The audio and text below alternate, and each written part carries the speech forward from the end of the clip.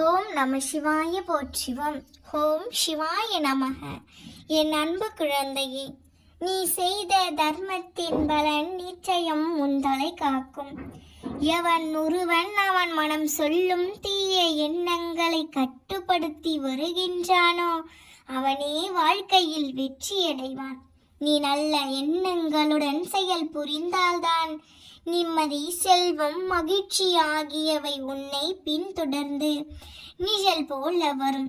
தர்மத்தை பின்பற்றாதவர்களுக்கு வாழ்க்கை துன்பத்தை தான் தரும். வெறுப்பு, கடஞ்சொல் இவற்றில் இருந்து விலகினில். எதிர்பார்ப்பு இல்லாமல் அனைவரையும் நேசித்து மகிழ்.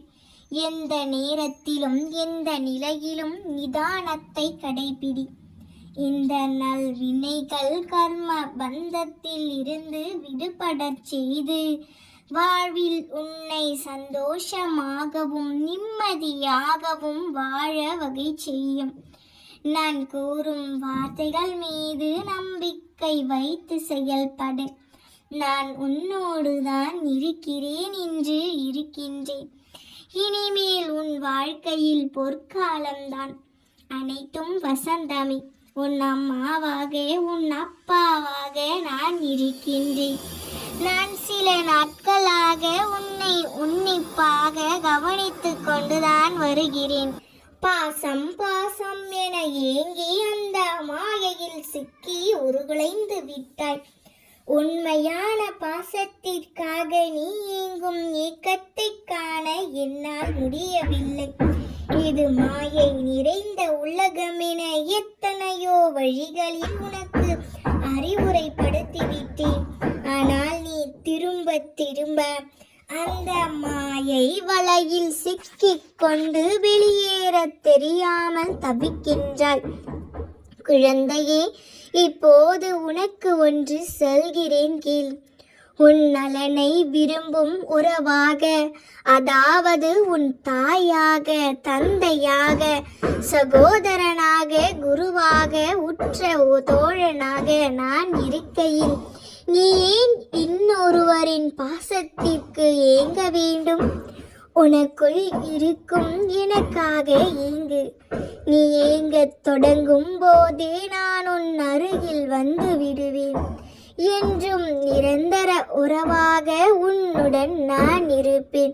நீ எப்படி இருக்க வேண்டும் என்பதை நீ முடிவு செய்து விட்டாயல்லவா? அதையே பின்பற்று. நீ எதற்கும் கலங்காதே, வேண்டி இருக்காதே. நிலைமை பெருகட்டும், ஜெயமே உண்டாகட்டும். என் அப்பா எனக்கு இருக்கிறார், என் அப்பா என்னை பார்த்து கொள்வார் என்று மனதில் என்னை நினைத்து உருகி நிற்கும் உன்னை பார்க்கும் பொழுது என் அடி வயிறு கலங்குகிறது. இவருக்கு என்ன குறை என்று உன்னை பார்த்து பொறாமைப்படும் அளவிற்கு நீ நடந்து கொண்டாலும் உன் உள்ளத்தில் கொட்டி கிடக்கும் பிரச்சனைகளை எல்லாம் எண்ணி பார்த்தால் அவை இந்த உலகத்தை விடவா பெரிதாக இருக்கிறது? எல்லாம் சரியாகிவிடும். உன்னோடு பேசவே வந்துள்ளேன். உன் மனதிற்குள்ளும் உனக்குள்ளும் ஓடும் அத்தனை எண்ணங்களையும் நான் பார்த்து கொண்டுதான் இருக்கின்றேன். அதனால்தான் உன்னிடம் முக்கியமான விஷயங்களை சொல்ல வந்தேன். தினமும் உன்னை பற்றிய பிரச்சனைகளை என்னிடம், உன்னை சுற்றி இருப்பவர்களிடம் சொல்லி சொல்லி பார்த்து ஏதாவது ஒரு விதத்தில் உனக்கு உதவி கிடைக்காதா என்று ஏங்கினாய். இறுதியில் எதுவும் மாறவும் இல்லை. எனது சூழ்நிலையும் நான் நினைத்தது போல வரவில்லை. நீ எல்லாமே எனது பிரார்த்தனைதான் என்று நீ சொல்கிறாய். அப்பா, இனிமேல் எனக்கு என்ன செய்வது என்று தெரியவில்லை. உன்னால் மட்டுமே எனக்கு உதவ முடியும். உங்களுடைய கரத்தை கொடுத்து எனக்கு ஏதாவது ஒரு நல்லதை நடத்தி கொடுங்கள். எனக்காக ஒரு வழி சொல்லுங்கள் என்று என்னிடம் இப்போது வந்து முழுமையாக வந்து சரணடைந்து இருக்கிறாய். அன்பு குழந்தையே, அன்பு உன்னுடைய வலிகளையும் வேதனைகளையும் உன் கண்களில் கொண்டு வந்து நிறுத்தி என் முகத்தையே நீ பார்த்து கொண்டு இருக்கும் பொழுது உன் அப்பா நான் நிச்சயமாக உன் வேண்டுதல்களையும் உன் எல்லா பிரச்சனைகளையும் நான் மாற்றி காட்டுவேன். உனக்கு என்ன தேவை என்பது உன் தந்தைக்கு நன்றாக தெரியும். என் அன்பு குழந்தையான உனக்கு தேவையானதை செய்யாமல் உன்னை நான் அப்படியே விட்டு விடுவேனா? உன்னை புறக்கணித்தவர்களையும் உன்னையே தேடி வரச் செய்கிறேன் பார். இத்தனை நாளாக பொறுமையோடு என் மீது நம்பிக்கை வைத்து காத்திருந்த நீ இன்னும் சிறிது காலம் பொறுத்துக்கள். குழந்தையே, நீ என்னிடம் வைத்த உன்னுடைய கோரிக்கைகளை அப்பா நான் நிராகரிக்கவும் இல்லை, மறந்து போகவும் இல்லை. தினமும் மனதில் போராட்டத்தோடு என்னிடம் கேட்டு கேட்டு எப்பொழுதுதான் நடக்கும் என்று நினைத்து இப்போது நீ தவித்து கொண்டு நிற்கின்றாய் என்று எனக்கு நன்றாக தெரியும்.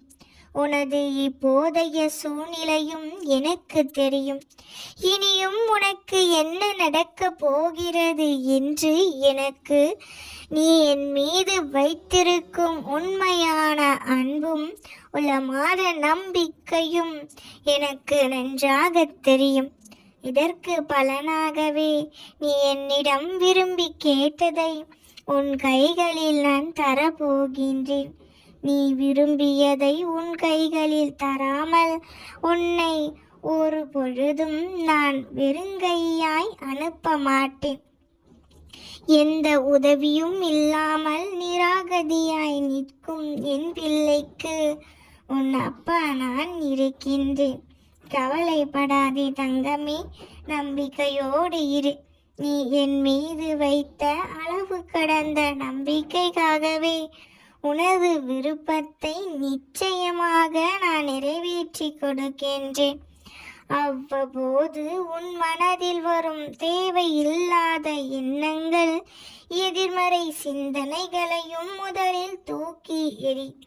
நடக்குமா நடக்காதா என்று ஒருபோதும் சிந்திக்காதே.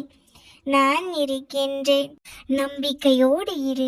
அப்பா நான் இருக்கிறேன். நம்பிக்கை இல்லாமல் ஒரு செயலையும் செய்யாதே.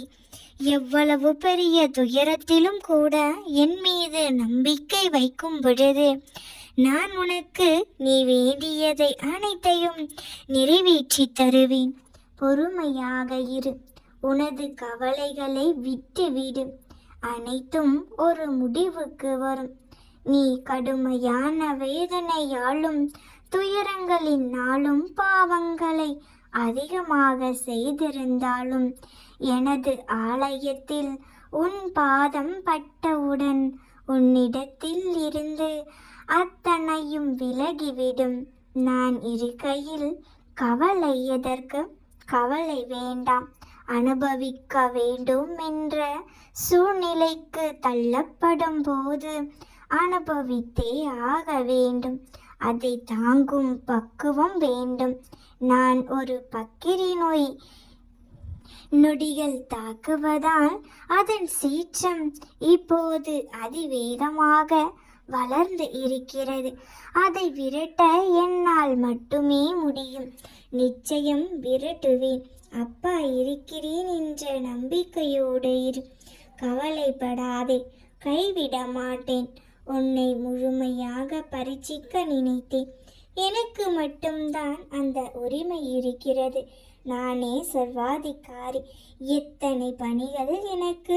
பிறப்பு, இறப்பு, படைத்தல், காத்தல், அழித்தல், காற்று, நீர், நிலம், ஆகாயம், சூரியன், சந்திரன், நட்சத்திரங்கள், அனைத்து ஜீவராசிகளும் எனது கட்டுப்பாட்டிற்கு கீழே இருக்கிறது. இவை அனைத்தும் எனது விடியலுக்காக காத்து இருக்கிறது. அப்படி இருக்கும் பொழுது உனது துயரங்களை துடைத்து ஆறுதல் அளித்து ஒரு புதிய விடியலை உனக்கு வழங்க மாட்டேனா? நிச்சயம் வழங்க போகிறேன். என்னை மீறி எதுவும் நடக்காது. சிறிதளவு கூட எதற்கும் இடம் தராதே. இந்த மாயை உலகத்தில் தயவு செய்து தேவையற்ற எண்ணங்களை தவிர்த்து என்னுள் ஐக்கியமாகிவிடு. உனது வருகைக்காக எனது ஆலயத்தில் காத்திருக்கிறேன். விரைந்து வா, எனக்கு வேண்டியதை வாங்கி வா. என்னை சரணாகதி அடைந்தால் நான் உன்னை பாதுகாப்பேன். பொறுமையாக இரு, நான் இருக்கிறேன். உன் நிழலாக என்றும், உனக்காக எப்போதும் உன் அப்பா நான் இருப்பேன்.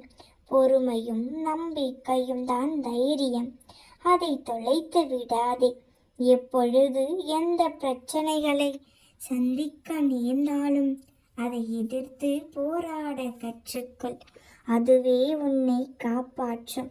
எது நடந்தாலும், நீ எதை செய்திருந்தாலும் அதை உணரும் தருணத்தில் அனைத்தையும் மன்னித்து உன்னை ஆசிர்வதிப்பேன். சகிப்புத்தன்மை இல்லை என்றால் உனது நிலைமை கவலைக்கிடமாகிவிடும். அதை மட்டும் நினைவில் வைத்து கொண்டு சந்தோஷமாக வாழ்வதற்கு எனது நாமத்தை உச்சரித்து கொண்டு இரு. நீ எவ்வளவு பெரிய வம்சாவழியைச் சேர்ந்திருந்தாலும் ஒழுக்கத்தோடு சிறந்த நற்குணங்களோடு இருந்தால் உனக்கு நடப்பது எல்லாம் நிச்சயம் நல்லதாகவே நடக்கும்.